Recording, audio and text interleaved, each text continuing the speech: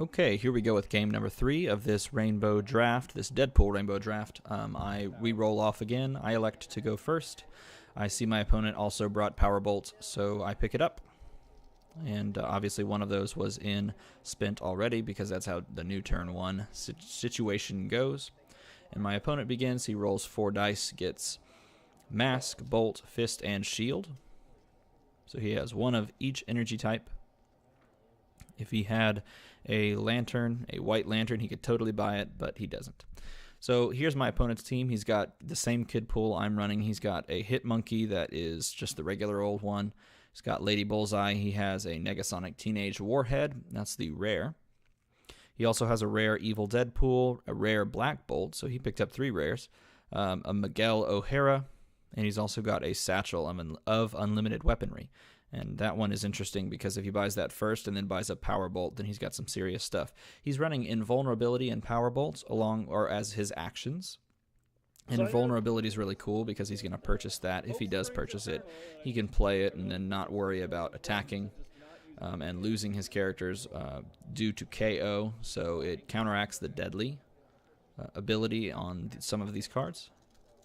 He picks up a Anger Issues, picks up my Anger Issues, which is an interesting purchase. I end up with 3 energy here. So I have a choice right away. He didn't buy a Power Bolt, meaning I could pick up a second Power Bolt and just guarantee that I always have the advantage if he does that. Or because he didn't buy one, I can just, and that looks like what I could do. Looks like what I'm going to do. But the other options there were to re-roll that sidekick and go for one of my own purchases. So maybe he's thinking ahead that I'm going to be purchasing Anger Issues and trying to block me from doing so. Not sure, but he's going to buy that last Power Bolt. So I could have passed on picking up that Power Bolt that turn because he's never going to be able to buy 2 in one turn. He doesn't have the ability to reduce its cost immediately. He'd have to wait and use a Satchel, and that's a 4-cost purchase, and then come down the line, roll it, and all that sort of thing. So I could have waited on that Power Bolt purchase and still been okay and had the possibility of buying it this turn if I wanted to. But I bought it right away. I have 3 energy here again and a sidekick. Going to immediately roll a sidekick. Both of us have purchased actions only these first 2 turns, so I am actually safe to buy another action if I want to. And it looks like I might want to do that to pick up some ramp with SRA. I think that's a good purchase because I feel no pressure. I have a blocker just in case something crazy happens and he does end up with a character out immediately, something ridiculous. So I feel totally comfortable with just picking up an SRA. My opponent draws and rolls, picks up a Power Bolt, has 3 energy as well. Doesn't exactly have something to spend 3 energy on unless he wants to buy one of his characters now. He's going to pay the Power Bolt, so I'll take 2, dropping me to 18. It looks like he is going to buy a Negasonic Teenage Warhead. Now that's an interesting ability because it triggers whenever my count on my side of the board, my character count is higher than his. But if he put that out right now, if that entered the field at this very moment, her underdog ability would not trigger because we have an equal number of characters out on the field, my 1 and his 1. So I drew something similar to what he drew, 3 sidekicks and a Power Bolt. Question is, do I want 5 energy or do I want 3 energy and deal him 2? 3 energy allows me to pick up a Kid Pool. 5 allows me to pick up an Agent X or an Angel Dust or a Deadpool. I don't really need ramp, and that would be an inefficient way of spending that. Looks like I'm going to spend 5 and pick up an Agent X. I've really come to like that card, and I like the stat line. I think it contests really well against the stat lines that are in this set. My opponent draws 4. Shakes him up. He gets 2 masks, a question mark, and a sidekick. Wonder if he wants to spend 3 to pick up any of his 3-cost characters. He can pick up any 3-cost he wants because he's got that question mark. He has not purchased a character yet. He's only purchased actions. So the question is, what character? And he ends up going with Lady Deadpool. which has a 1 defense side, but a really strong attack side. This actually is a really smart play, especially combined with something like Invulnerability, which, because it's a 1 defense, it's going to get KO'd unless you play Invulnerability, in which case it won't get KO'd because that card, or that ability, keeps it from moving to the KO. So again, I draw a Power Bolt and 3 sidekicks, roll them up, get 3 random energy. Gonna deal my opponent 2, moving him down to my life total. We're both at 18. Now what do I want to do with 3 energy? Most likely pick up a Kid Pool, but let's see. Pay 3 and buy a Kid Pool. It looks like I am going to do that. After that, I'm going to end my turn. We both have a sidekick out in the field, so it's very even so far. This is the final game. Both of us know this is the final game, the sort of deciding game that chooses, or I guess chooses, who will be number 1, who will be first place in this tournament. So both of us are we're moving quickly for a final game, but we're also picking and choosing things very carefully. So my opponent has 4 dice yet again. He has not devoted anything to ramp yet, and I have not gotten to ramp yet, since I only bought 1 SRA. Buying a second SRA would actually be pretty good here on this next turn or in subsequent turns. Seeing as he only has 1 character. Oh, he picks up an Invulnerability right away, and also picks up another Lady Deadpool. So he actually has some pieces in place to start swinging at me if he rolls them. On her top side, I think she's a 5/1, Lady Deadpool, and he has 2 of those, meaning he can conceivably do some damage to me if it comes up. I immediately do roll that Agent X, though, which is nice. It's going to cost me 1 to pay to field it. So that means if I do so, then I have not much in the way of purchases that I can do. No 2-cost characters on my team. I could buy an Invulnerability, or I could attack and then buff with 2 fists using the Anger Issues global ability.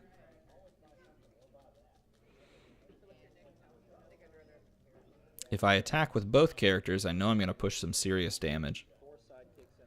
If I only attack with 1, he's just going to chump block with that sidekick and all will be wasted. The question is, do I want to swing with both or do I want to swing with nothing? I could attack with the sidekick and buff it, hoping he blocks the sidekick. I do attack with the Agent X, though, instead. Probably not a good call on my end, because I'm just giving him an extra die to roll. Probably should have attacked either with both or none. Pushing with the sidekick's okay, too, though, because it gives us both ramp. But I accomplished very little with that. The other thing, though, is I do keep both of those fists just in case I need to use them. But he has no characters. A couple of sidekicks. He is rolling the Negasonic Teenage Warhead, and that would trigger Underdog if he puts that out first. But he's got some sidekicks to go with it, so it wouldn't be Underdog active for long. Plus, he hasn't even rolled it, so it's a one bolt side, so it doesn't really matter that much right now. Thinking ahead a few turns, he's already got 1 Lady Bullseye in the bag. In my bag, I know I have 1 SRA, so ramp will be triggering here shortly. At least, hopefully it will. I've got 1, 2, 3, 4, 5. I have very few things in the bag, so I know I'll be drawing that next turn. I only have 1 sidekick still in the bag, and I've got 1 SRA in the bag. Got a Power Bolt in the bag as well. So I'm going to toss those over. He doesn't attack. He moves on. He picked up a Black Bolt there with some of the energy he had remaining. So there are the 3 that I had left in the bag. Going to draw 1 more. Just another sidekick. It'd be nice to get some of those sidekicks out onto the field so that I can thin my bag out, move through these things a little more quickly. Did not roll the SRA. I definitely want to do that. He has what he needs to KO if it does trigger, and it does land on the action face. So I pay that, use that action, see if he KOs one of his sidekicks to keep it from being 3 dice that I roll.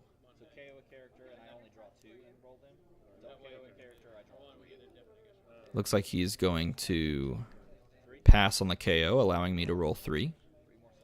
So that is serving to give me some more energy. I do roll a sidekick, which is nice. Get that sidekick out there. That thins my bag, like I mentioned before. Just a bit. So I've got 4 energy, and it looks like the action face on a really tough-to-read yellow die. So do I want to send a power bolt to him? I pay 4 to pick up another SRA. And I'm going to ping him for 2. Dropping him to 16 and me to 18. So I have 2 SRAs now, which is, I think, pretty optimal. They can cycle between each other, which is nice. So I can use one, pull 3 dice or 2 dice out. It can be the other SRA, roll it, use that, pull 2 more or 3 more dice out. With only one, you only trigger it once, obviously, and you're basically, or you're always guaranteed to end it after that. But with 2, you can cycle one after the other, especially if you have a low bag count. So here's my opponent's draw and roll. He rolled the Lady Deadpool, I keep calling it that, Lady Bullseye, onto its bolt sides, but now rolls it onto a character face. Also has another power bolt. His question is whether he wants to send that power bolt to the Agent X or to my face.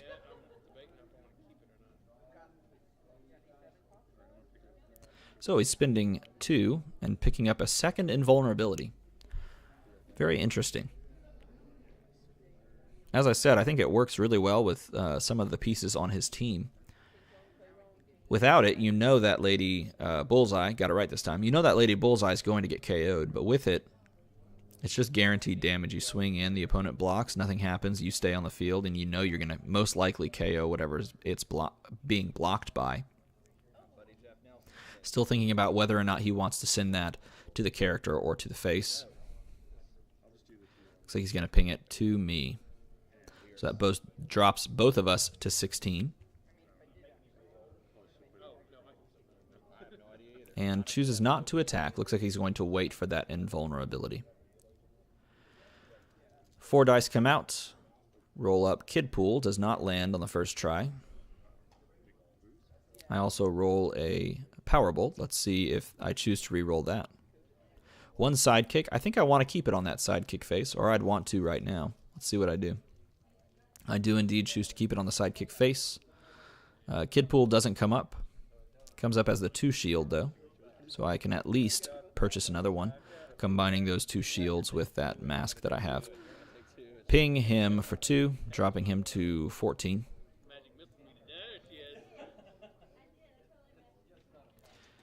Then I have only one option with those 3. Actually, that's not true. I could buy a Shikla if I wanted to. Pick up a Kid Pool. Now, in order to trigger the Kid Pool ability, I would need to have a different, unique Deadpool-affiliated character. So he does not trigger himself. Out comes 2 characters and an invulnerability. So this is that moment that he's perhaps been building towards if things come out, and they do seem to roll the first time. He's got a lot of sidekicks. He's got 2 sidekicks out. He's got 2 Lady Bullseyes once he fields that second one. It's a low fielding cost as well, so there's some bonuses that you get from running a card with low defense, and that is low fielding cost and high attack. There's a trade-off. Negasonic Teenage Warhead, which is probably the coolest name in comics, does not come up. But he's going to field. Maybe that's anger issues and not invulnerability.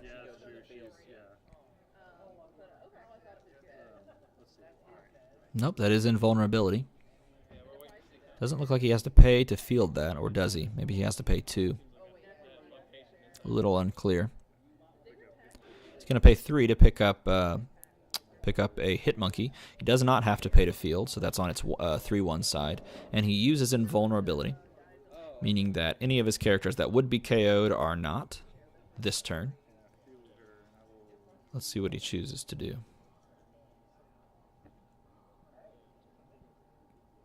So he could push with everything. If he pushes with everything, I'm going to let those sidekicks through. I'll chump block the 2 Lady Bullseyes. Normally those would KO right now, but because of invulnerability, those will go back to the field. I'll get 2 dice to roll next turn. 2 will go to used. I will take 2 damage. Basically, he just power bolted me. Essentially, I took 2 damage. Nothing. He lost 2 sidekicks, I guess, and mucks up his bag just a little bit. Well, actually, probably a little more than a little bit.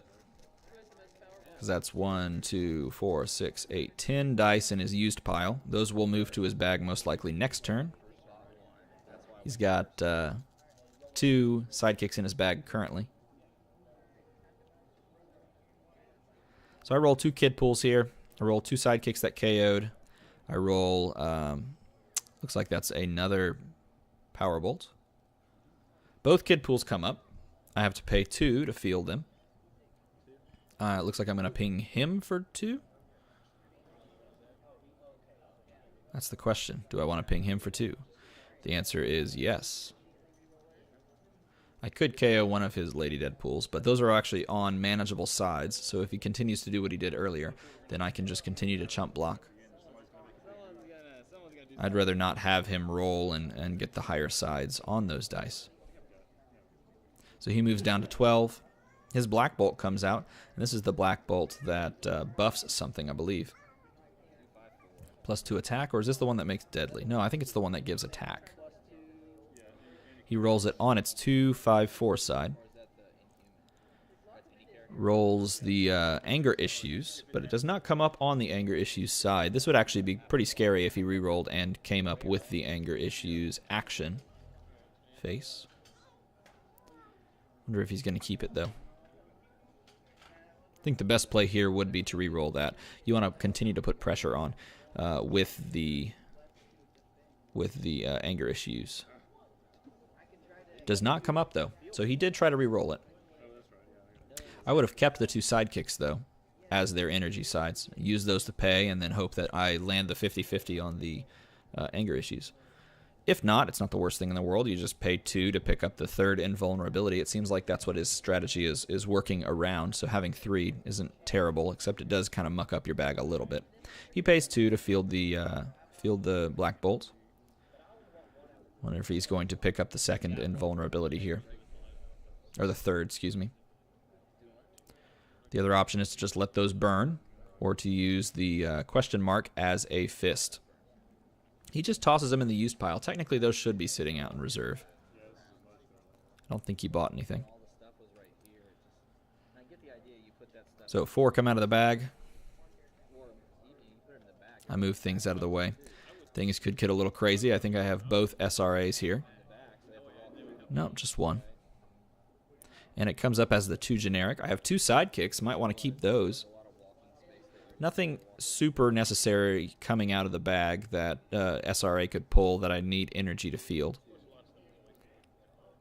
I've got basically all the characters that I've purchased out already. So keeping the sidekicks is actually a good play here, because it thins it even more. I pull, what, 3? Let's see, he does not KO anything, obviously, so I pull 3. Pull another SRA. Let's hope I can roll that to mill the bag all the way out. And I do, so I ask him again, does he want to KO 3 or 2? Or excuse me, does he want to KO a character for me to roll 2? Or do I roll 3? He again declines to KO, so I draw and roll 3. And I've basically moved all the way through my bag. Get another sidekick. So I've got a nice little wall of sidekicks here. And anything I purchase essentially is going to be rolled next turn. Got 5 sidekicks out.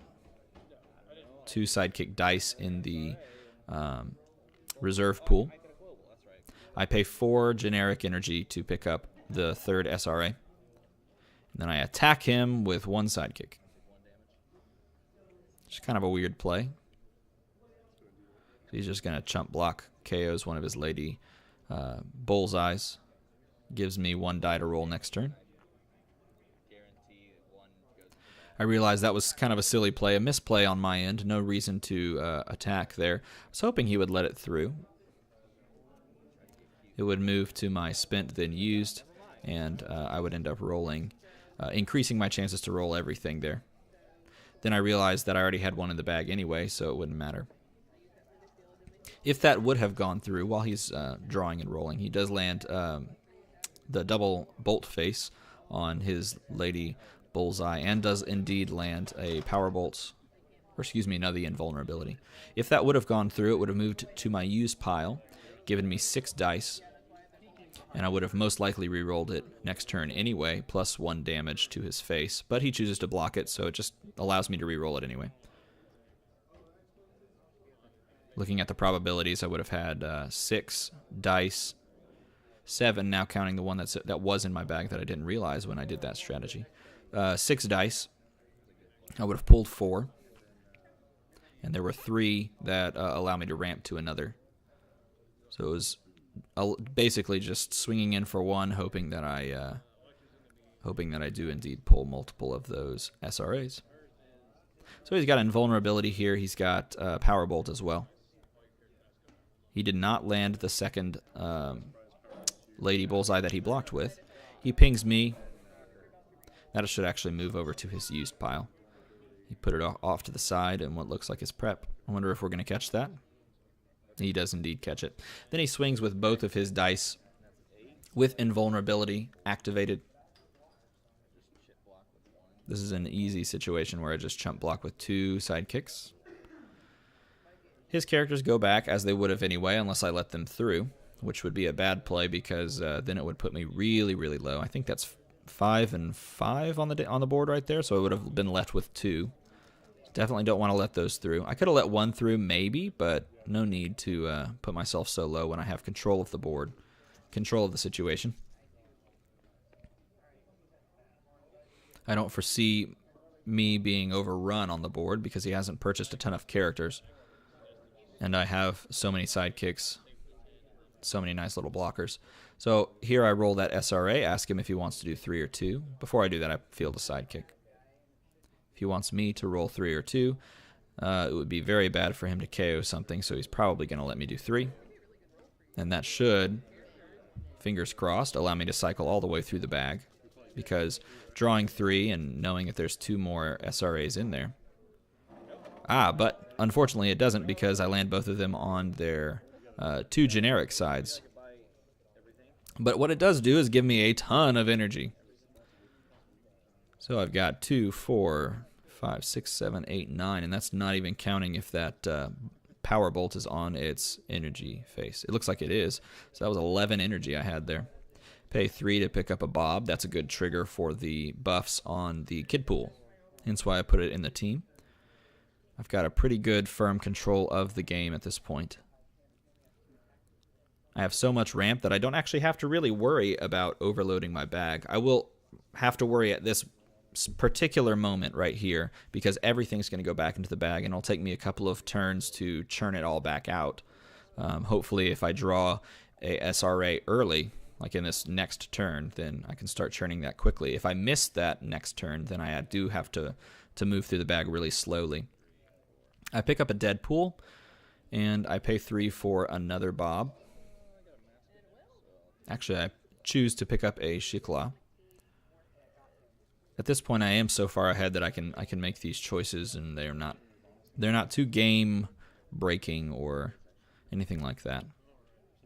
Not too dire. But that is a lot of dice to work through. 12 dice to work through. My opponent draws 4. And at this point, it's pretty apparent that ramp has put me ahead so far. It's basically because of being able to move through the bag, keep things on the field, and avoid taking a ton of this damage. Most of the damage that we've done to each other, I think actually all of the damage that we've done to each other is essentially power bolts. There was the one turn where I allowed 2 sidekicks to go through, but other than that, it's been power bolts all the way through. He does not land any characters. He probably really should have prioritized some sidekicks there. I roll 2 power bolts in the same turn. Reroll it all, looking for sidekicks and looking for power bolts, the action face.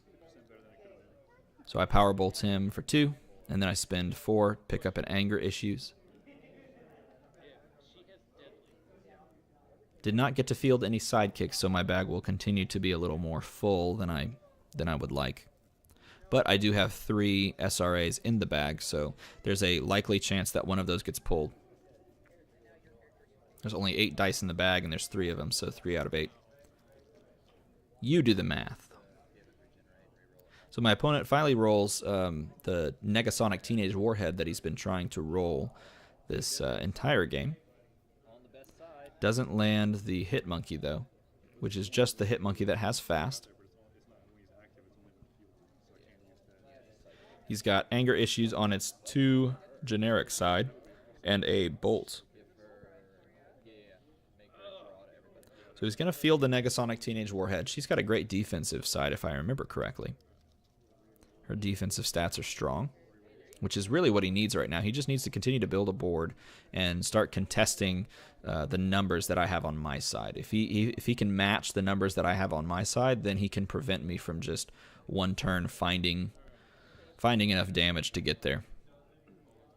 Because really all I need at this point is him to not have enough blockers and me to have a bunch of fists to just kind of swing in, hit him for 10. Or roll a couple power bolts and do the same thing. So this roll seems to be helping him pretty well. Unfortunately for him, he's got to pay to field both of those characters. So it's not going to pay off too well. He is going to attack through. And I think this is an error here. Because he's got board disadvantage, he knows everything's going to get blocked. I can choose how blockers are assigned. So I can take however many damage I want just to leave him open for me to kill him next turn. So this is probably a poor play. I chump block and I take some damage from that Anger Issues, I believe. I think I do end up taking some damage from that Anger Issues. Oh no, that was Invulnerability, excuse me. Anger Issues is not was not in play. So everything survived, and so I was encouraged to just block with sidekicks there. Here I have an opportunity to cycle some serious stuff, but I do want to choose to re-roll some stuff before I use SRA. Keeping fists, as you see, I'm just looking for a way to get to lethal.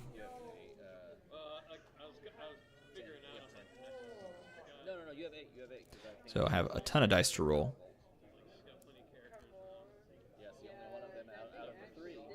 Got a Bob to land, got a sidekick to field, put Bob out there for free, and at that point, now that I've done what I want to do with the roll and reroll step, I move to the main.